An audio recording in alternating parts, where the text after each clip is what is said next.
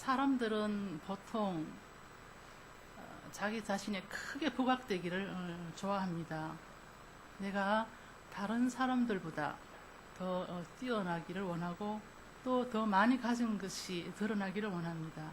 다른 사람보다 더 앞서 진리의 길을 가고 있다는 것을 보여주고 싶어 하고 다른 사람들보다 더 높은 자리에서 더 멀리 더 많은 것을 바라보고 있는 존재라는 것을 은근히 드러내고 싶어 하는 그런 마음들이 있습니다.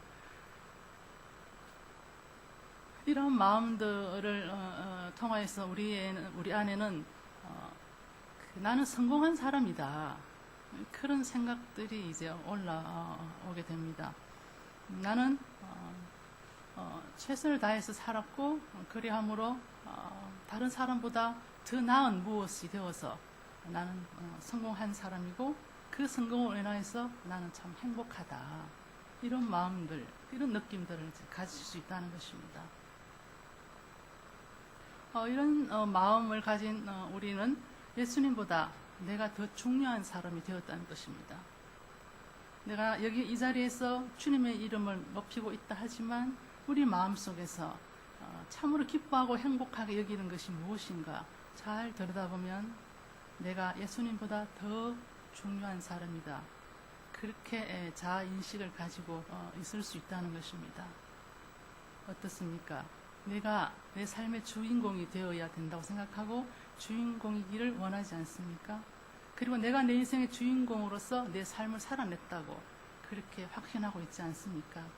그렇다면 우리는 점점 우리 자신을 크게 키워가면서 온 세상 가운데 내 자신이 드러나기를 원하는 그런 삶으로 계속 달려갈 것입니다. 그러나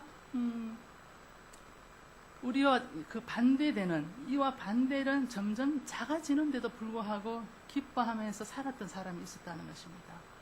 오늘 말씀에서 바로 이 세례 요한, 이 세례 요한은 자기 자신이 점점 부각되어서 세상에 드러나기보다는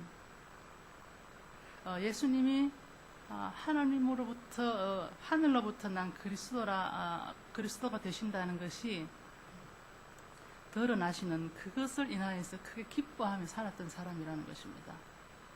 그러니까 세례 요한의 기쁨은 자기가 드러나는 것이 아니고 예수님이 드러나시는 것이 그의 기쁨의 조건이 되었고 그럼으로써 그는 예수님보다 더 작아진 그런 사람으로서 존재했던 것입니다.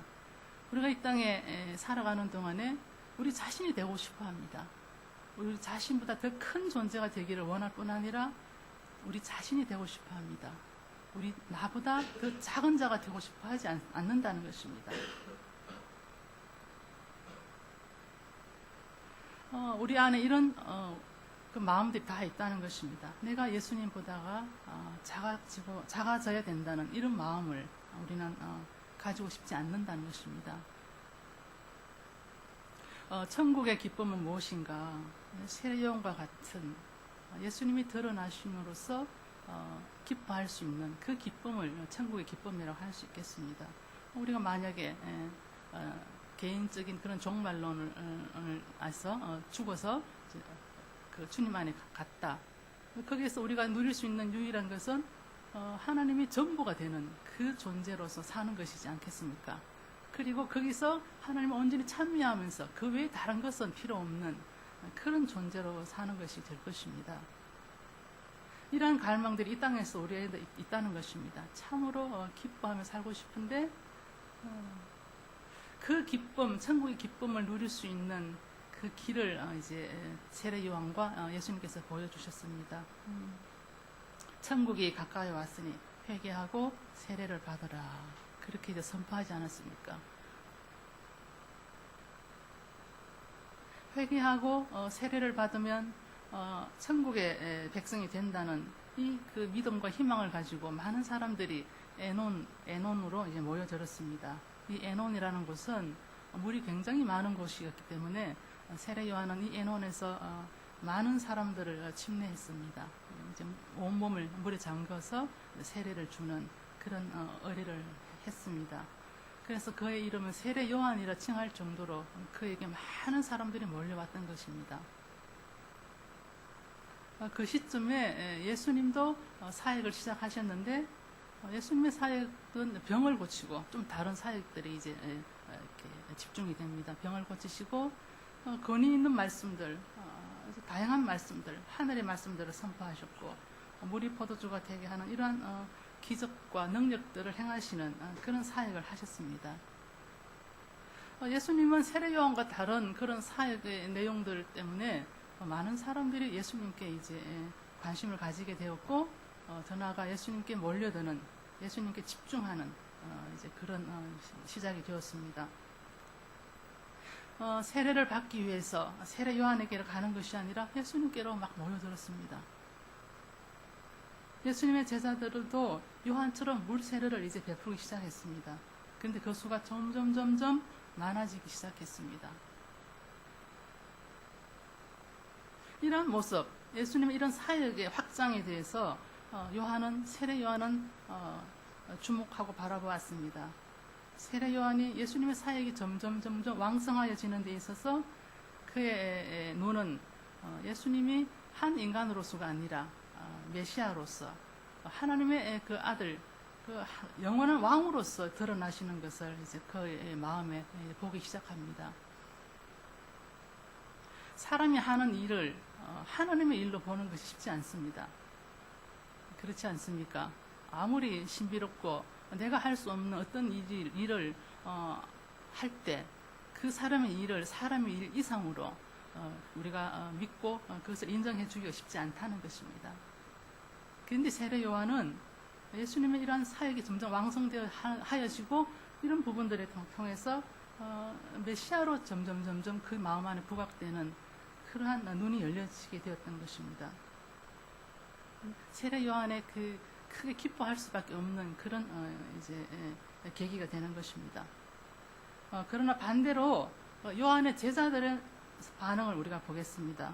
요한의 제자들의 반응은 세례 요한이 바라보는 그런 관점과 시각과 달랐습니다. 세례 요한의 제자들은 사람들이 다 떠나가는구나. 근데 그렇게 이제 봅니다. 이제 우리 요한 공동체, 우리 선생님은 인정받고 존경받는 일에서 뒤로 밀려나시는구나. 우리가 지금 이분을 랍비로, 선생님으로 모시고 살고 있는데, 쫓아가고 있는데, 그럼 우리 존재는 어떻게 되는 것인가? 우리 안전 문제는 어떻게 되는 것인가? 위기의식이 느껴지면서 제자들의 이 상황들을 바라보는 눈은 이제 달랐던 것입니다. 다 떠나는구나. 저쪽으로 다 가버리면은 우리는 어떻게 하지? 그래서 그 제자들이 찾아오지 않습니까? 그렇게 이제 질문합니다. 선생님과 함께 있던 그 사람, 그 예수라는 사람이 이제는 세례도 베풀고 있고, 그래서 많은 사람들이 세례받으러 그쪽으로 다 가고 있습니다. 그걸 이제 얘기해 줍니다. 사람들이 다 그에게로 갑니다. 요한의 제자들은 자유하지 못했습니다. 일어나는 그 일, 점점 그 상황이 새롭게 변화되어 가고 하는 그 모든 상황들의 해석을 인간적인 측면에서밖에 해석할 수 없었고, 그래서 인간적인 관점으로 받아들이니까 자기 안전의 문제, 자기 감정의 어떤 문제로 밖에 이제 바라볼 수 없었던 것입니다.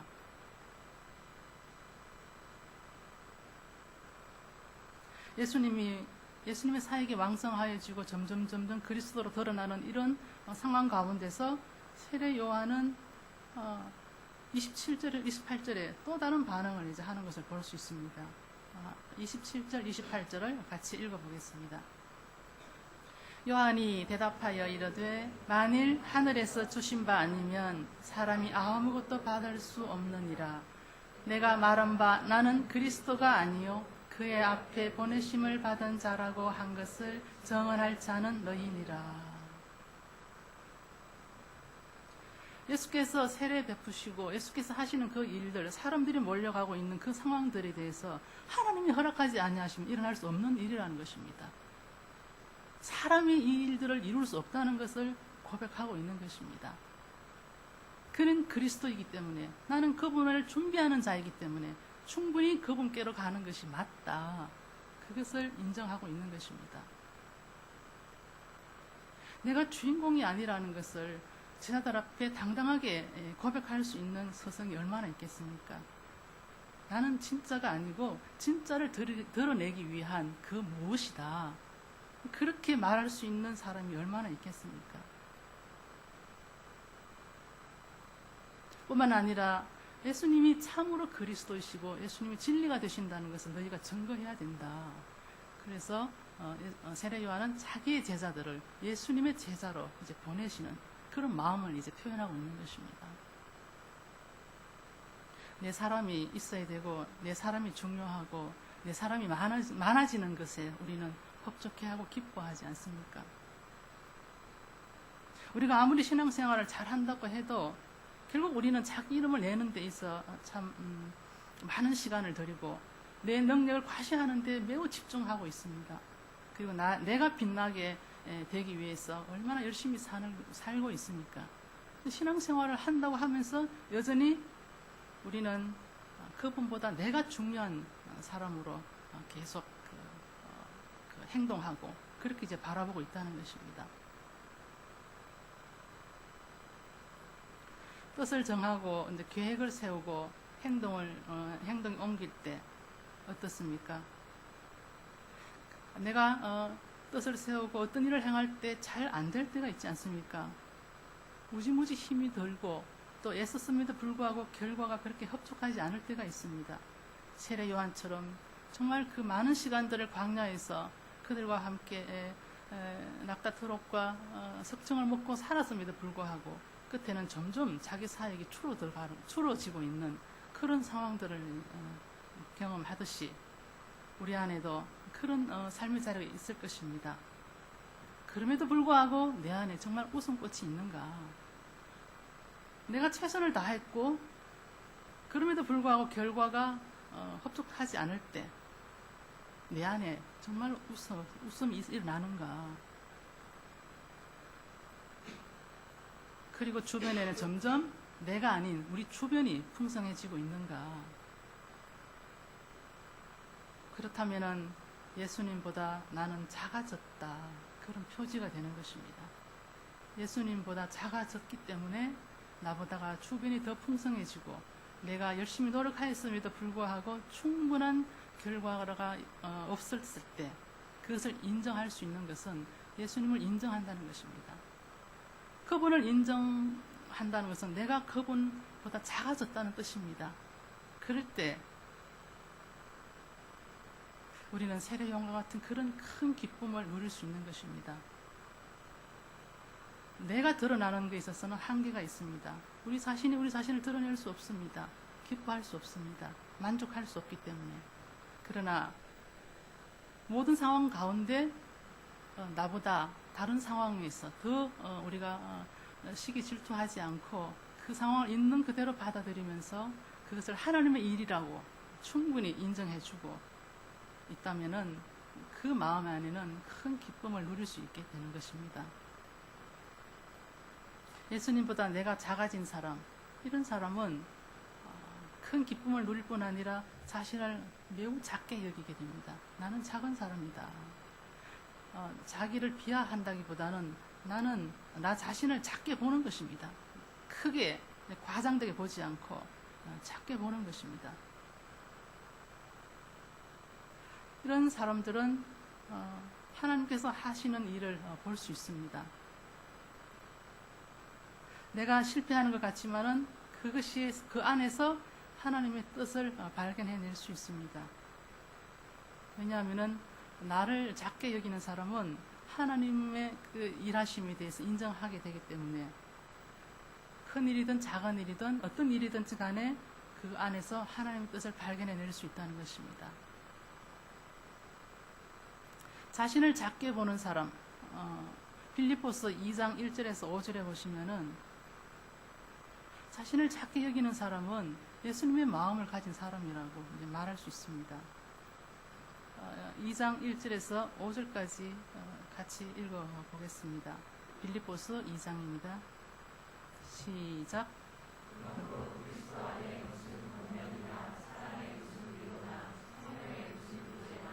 긍휼이나 자비가 있거든 마음을 같이하여 같은 사랑을 가지고 뜻을 합하며 한 마음을 품어 아무 일에든지 다툼이나 허영으로 하지 말고 오직 겸손한 마음으로 각각 자기보다 남을 낮게 여기고 각각 자기 일을 돌볼 뿐더러 또한 각각 다른 사람들의 일을 돌보아 나의 기쁨을 충만하게 하라.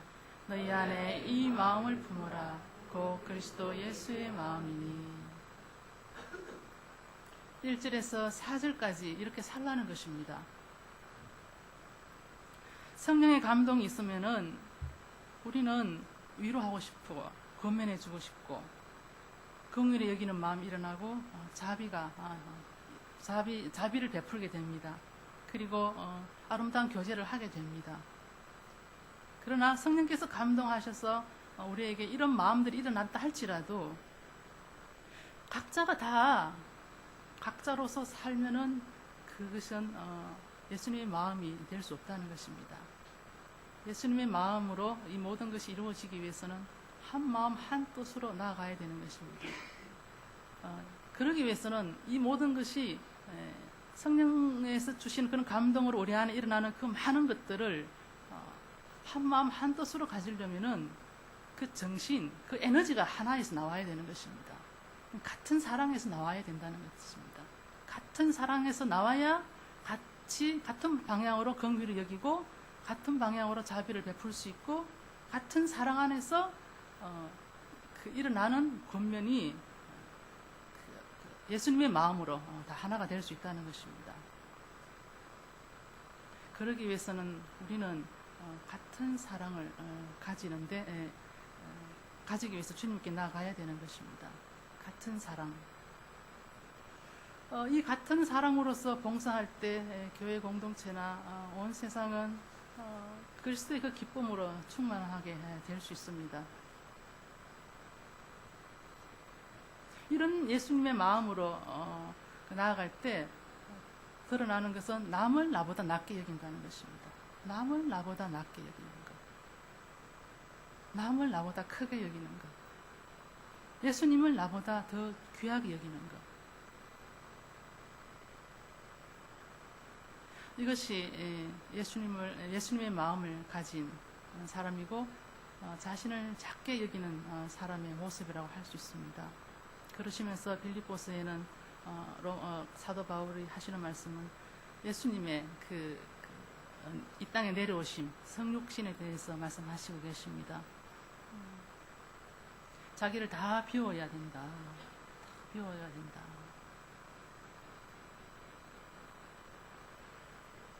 자기를 다 비우는 그런 마음, 자신을 작게 보는 사람이 될 수 있습니다. 그럴 때 그리스도의 기쁨으로 충만해 줄 수 있는 것입니다. 세례 요한은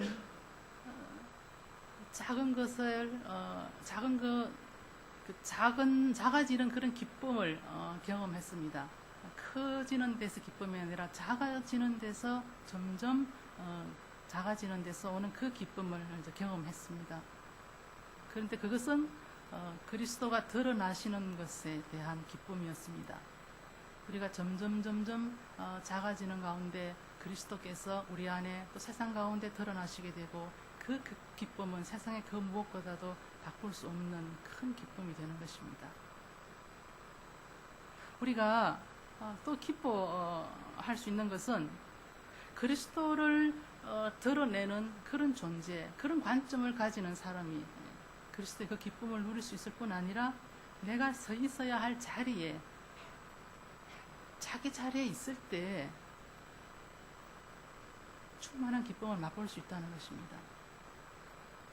그 29절 30절에 보시면 신부를 취하는 자는 신랑이나 서서 신랑의 음성을 듣는 친구가 크게 기뻐하나니 나는 이러한 기쁨으로 충만하였노라.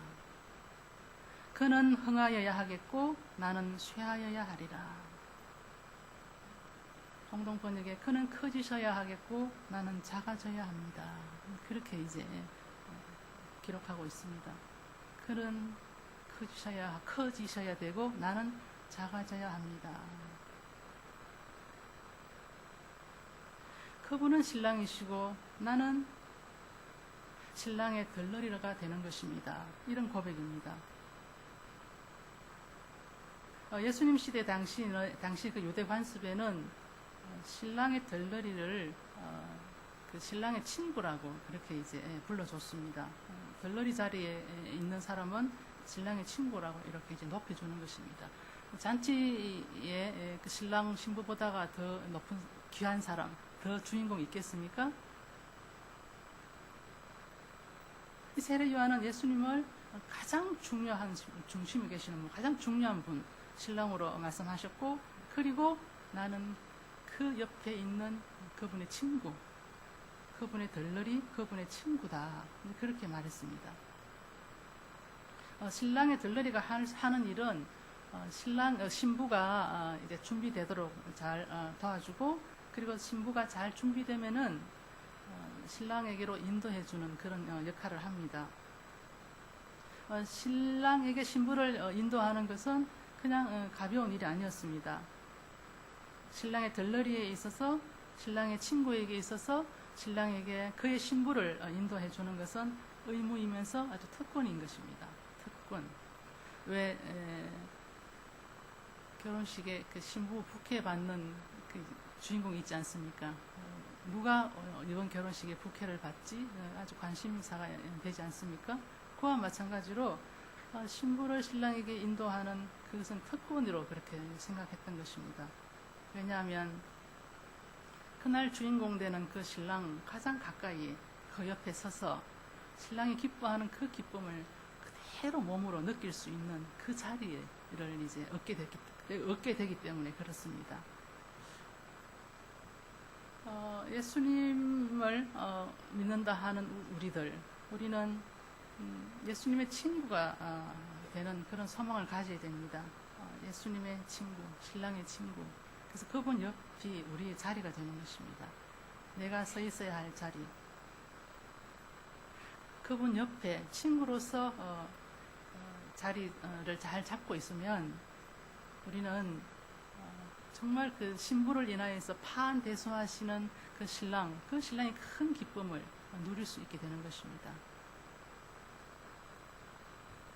보십시오. 정말 예수님을 인하여서 기쁨이 넘칩니까? 상황에 따라 굉장히 달라지지 않습니까? 그 기쁨이 세상의 그 무엇과 비교할 수 없는 그런 기쁨이라고 말할 수 있습니까? 쉽지 않을 것입니다. 왜냐하면은 신랑의 그 친구로서 예수님의 그 옆자리로서 옆에 앉는 것으로서 만족하지 않기 때문에 그렇습니다. 즉 예수님을 나의 주인공으로 내 중심에 예수님을 모시지 않기 때문에 그렇습니다. 내가 주인이 되어서 내가 만든 기쁨은 한계가 있다고 말씀드렸습니다. 중요한 것은 예수님이 주인이 되시고 그 주인의 덜러리로서 그분의 기쁨에 만족하는 것이, 참여하는 것이 기쁨의 원천에 동참하는 것입니다. 우리의 기쁨은 우리의 것이 아니고 그분의 것이어야 된다는 것입니다. 그분 안에서 존재할 때 그분의 기쁨이 우리의 기쁨이 될 때 세례 요한이 말씀하셨던 것처럼 신부를 취하는 자는 신랑이나 서서 신랑의 음성을 듣는 친구가 크게 기뻐하나니 나는 이러한 기쁨으로 충만하였노라. 나보다 다른 사람이 드러나되 크게 부각되어서 내 사람이 그리로 다 몰려가고 그 상황을 바라보면서 나는 그 사람과 함께 있음으로 인하여서 나는 크게 기쁘다. 내 안에 기쁨으로 충만하다. 이런 고백을 할 수 있습니까? 만약에 그렇게 할 수 있다면 그것은 그리스도의 기쁨입니다. 기쁨의 원천이신 주님으로부터 나온 기쁨이라고 할 수 있는 것입니다. 점점 작아지는데 다른 사람보다 작은 존재로서 조그마한 삶의 자리로서 큰 기쁨을 누릴 수 있는 것은 우리 힘으로는 불가능하기 때문에 그렇다는 것입니다.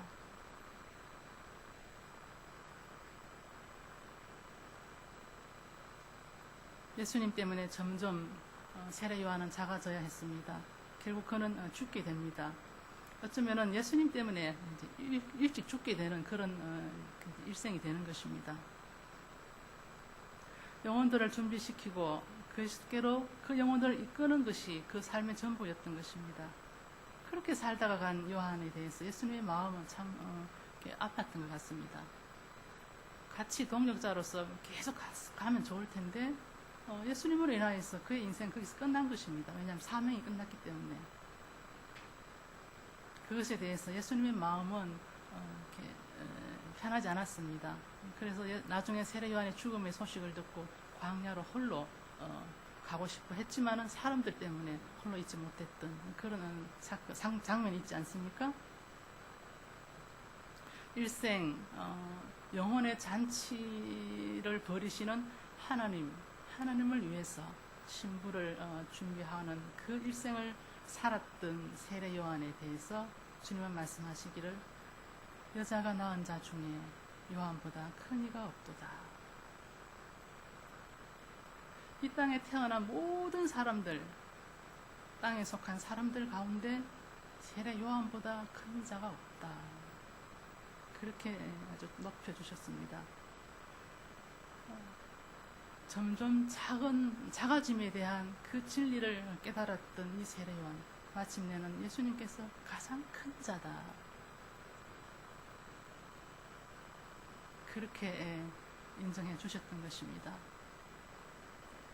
내가 있어야 할 그 자리, 예수님의 옆자리에 있는 것입니다. 다른 데 가지 말고 예수님의 옆자리에 친구로서 머물러 있으면 우리는 저절로 그분의 겸손에 참여하게 되고 그분의 순응하는 삶에 참여하게 되고 그분처럼 자연스럽게 한 인간으로서 한 믿음의 사람으로서 살아낼 수 있습니다.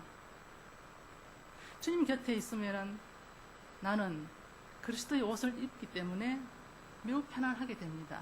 내 옷은 내 것이 아니고 그리스도의 옷을 입는 것이 내 옷입니다. 주님 옆에 앉아 있을 때 그분의 옷을 입은 자로서 세상에서 평화를 맛보게 된다는 것입니다. 우리가 참으로 기뻐할 수 있는 것은 내 자리에 그대로 변함없이 앉아 있는 것입니다. 그 자리는 예수님과 함께하는 자리, 예수님의 옆자리인 것입니다. 그 자리에서 우리의 사명은 완성되는 것입니다. 그리스도의 사명도 내가 그 자리에 앉아 있을 때, 당신 옆에 앉아 있을 때 그리스도의 사명도 완성되는 것입니다. 이미 주님께서 이 땅에 오셔서 모든 것을 완성시켰다 하지만 나는 아직 그분 곁에 있지 아니하다면 내 구원의 완성은 아직 이루어지지 않은 것입니다.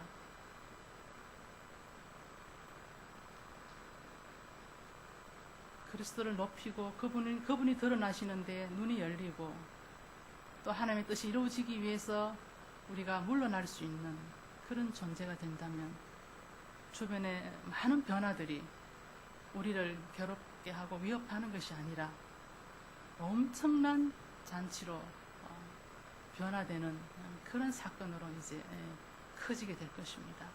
내가 작아지면 그분이 커지시고 내 삶의 자리를 작게 하면은 내 주변의 모든 삶의 자리가 하나님의 나라로 완성된다는 것입니다.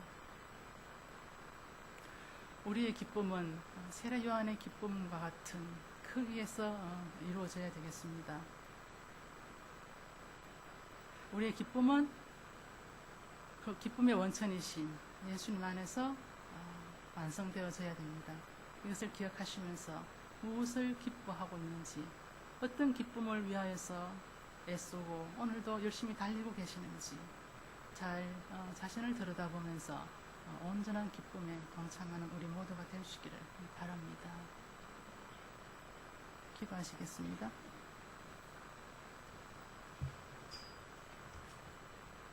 하나님, 우리 아버지, 우리가 참으로 기뻐해야 할 것, 또 기쁨의 그 에너지가 우리 안에 있고 당신 안에 있음을 알려주셨습니다. 주님, 우리의 눈을 열어주셔서 온 세상에 드러나고 계시는 당신을 보게 하시고 온 세상 가운데서 일하고 계시는 당신의 활동하심을 알게 하옵소서. 우리 안에서 사랑으로 계시고 능력으로 계시고 진실함으로 계시는 우리 주 예수 그리스도 이름으로 기도하옵나이다.